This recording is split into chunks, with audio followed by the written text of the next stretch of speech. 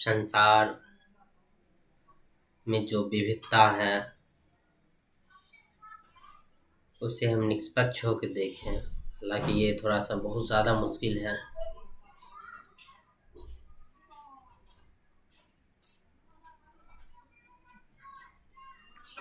परंतु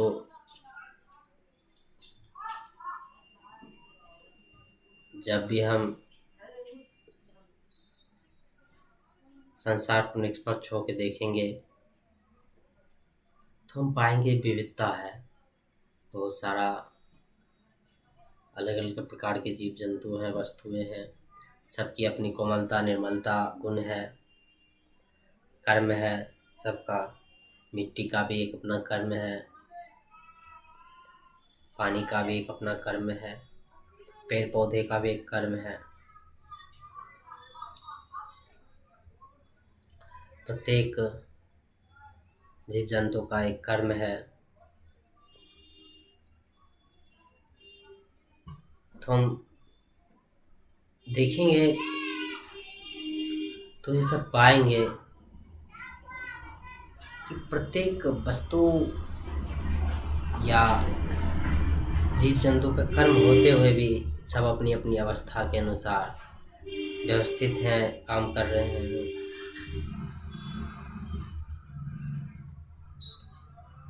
और एक है इंसान,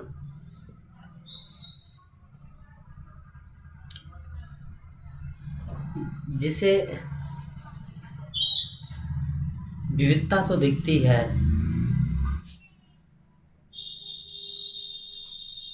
लेकिन वो विविधता पर ही नहीं रुकती है।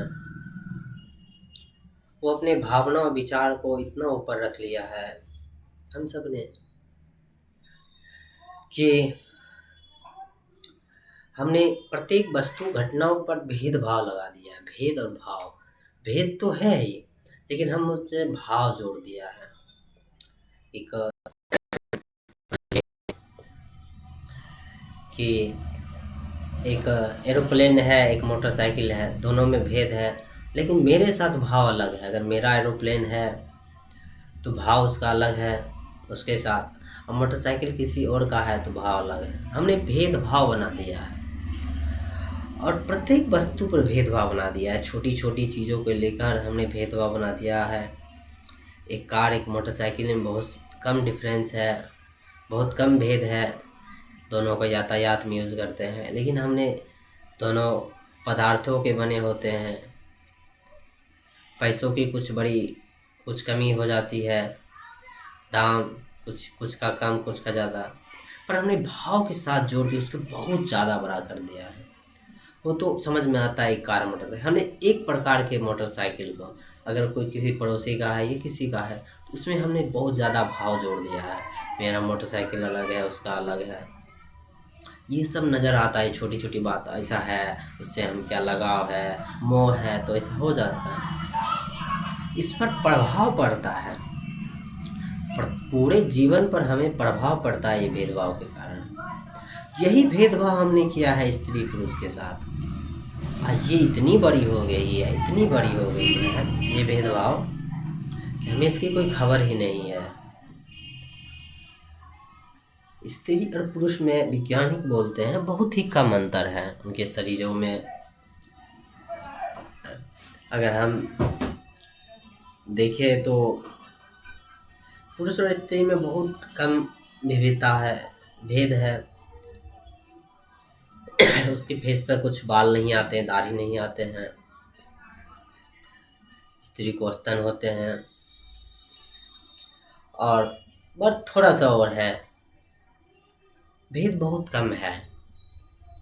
लेकिन हमने क्या किया है, कहते हैं वासना, मोह, भोग की जब कामना बढ़ जाती है, चढ़ जाती है, तो हम विविधता ही नहीं खोजते हैं।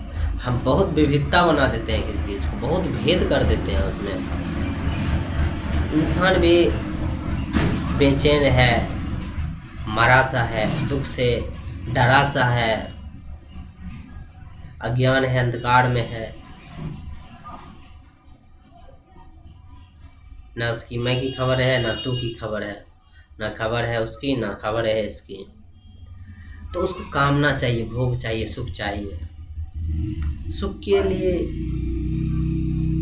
पाने के लिए कुछ नियम होते हैं। सुख हम किससे पाते हैं? किसी और से हम पाने, हालांकि हमारा ही कल्पना है, सुख हमारे ही द्वारा बनाया हुआ कल्पना, परंतु पाने के लिए कुछ ना कुछ बाहरी चीज चाहिए।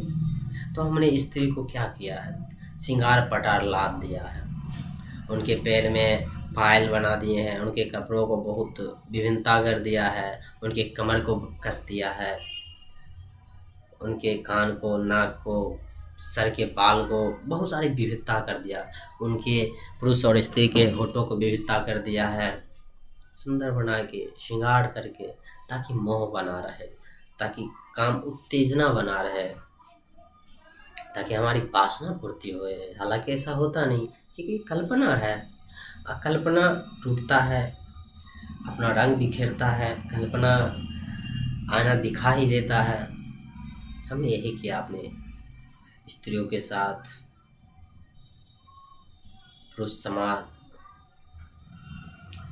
स्त्रियों को दबोचना चाहा, दबोच के रखा अपने भोग के लिए। जितना दबोचा उतना डर गया। कहते हैं कि एक वक्त था कि प्रत्येक पुरुष, हालांकि प्रत्येक नहीं, अधिकांश पुरुष डरे रहते थे कि हमारे पत्नी के साथ कोई संबंध न बना ले, कौन है लेके न भाग जाए। जब आप किसी चीज़ को वस्तु बनाते हैं तो वस्तु बनाने का, छीनने का भी डर रहता है। हालांकि ये अर्थ नहीं है कि अभी डर नहीं, अभी भी बहुत ज़्यादा डर है, लेकिन कम हुआ है। लेकिन डर तो डर है, डर कल्पना है, और कल्पना कम ज़्यादा नहीं होता है। छोटा भी डरने का आपकी इच्छा होती है, बस कारण चाहिए। तो विविधता हमने बना दिया है भोगने के लिए। स्त्री पुरुष का जो विविधता बनाया है, हमने जीवन को सर्वनाश कर डाला है। वासनाओं में लिप्त रहते हैं। हालांकि कुछ इसमें प्राकृतिक बातें भी हैं, परंतु संसार में ये बातें लागू होती है सभी जीव जंतुओं पर, उतनी विविधता नहीं है। लेकिन समाज में हमने इतना ज़्यादा बना दिया है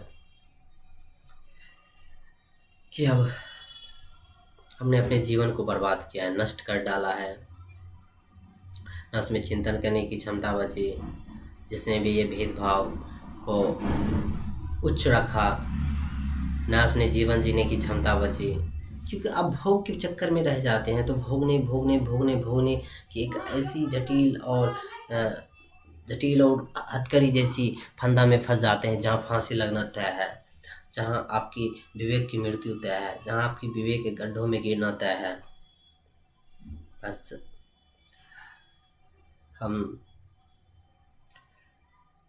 इतनी ज़्यादा विविधता तैयार करते जा रहे हैं। हालांकि विज्ञान का दौर है, समाज में टेक्नोलॉजी चरम पर है, फिर भी हमने अपने वृत्तियों से बाज नहीं आया है। हालांकि वृत्ति है ही हमारा हिंसा, वासना, भोग, सुख की वृत्ति, दुख की वृत्ति, तर्क की वृत्ति, बुद्धि का वृत्ति, सब वृत्ति है ही लूटने के लिए, बाहर की ओर दौड़ने के लिए, बाहर को छीनने झपोटने के लिए है ही, उसके लिए। तो हमने छोटे छोटे बच्चे को, मैं देखता हूँ छोटे छोटे बच्चे को लड़की के जैसा कपड़ा पहनाया जा रहा है। जो बच्ची है उसके होठ में लिपस्टिक घसे जा रहे हैं, पैर में पायलों बनाए जा रहे हैं, नाक कान को छेदाया जा रहा है। क्या है, कितना बकवास है, बदतमीज और बेशर्म वाली बात है।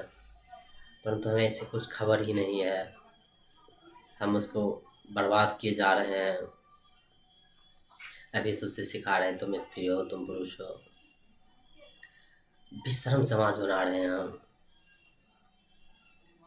और जहाँ विवेक का कोई जगह ही नहीं है। छोटे छोटे लड़की को सिखा रहे हैं स्वतंत्रता बड़ी चीज़ होती है, सुंदरता बड़ी चीज़ होती है।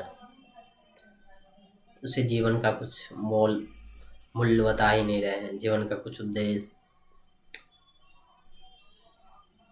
जीवन के नियम, ज्ञान की कुछ बातें उन्हें कुछ नहीं बता रहे हैं। और एक फोन है, कुछ भी बनाए जा रहे हैं लोग कमाने के चक्कर में, कुछ भी बनाए जा रहे हैं। गधों की हालात है, मरे हुए सर है, बुद्धि भ्रष्ट है, बस रुपया लूटना है, मौज करना है खुद को, कुछ भी बनाए जा रहे हैं। सब लूट रहे हैं खुद को। और जब जब हम किसी को लूटने जाते हैं तब तक हम खुद को लूटते हैं, लुटवाते हैं। इसका कोई हमें खबर नहीं है। जब तक हमें ये खबर नहीं होगा तब तक भेदभाव जारी रहेगा, चाहे विज्ञान अपने चरम पर हो या टेक्नोलॉजी अपने चरम पर हो। बेइज्जती जब गड्ढों में होती है तो बाहर की सारी शिक्षा दीक्षा एक खिलौनों की जैसा बन जाता है।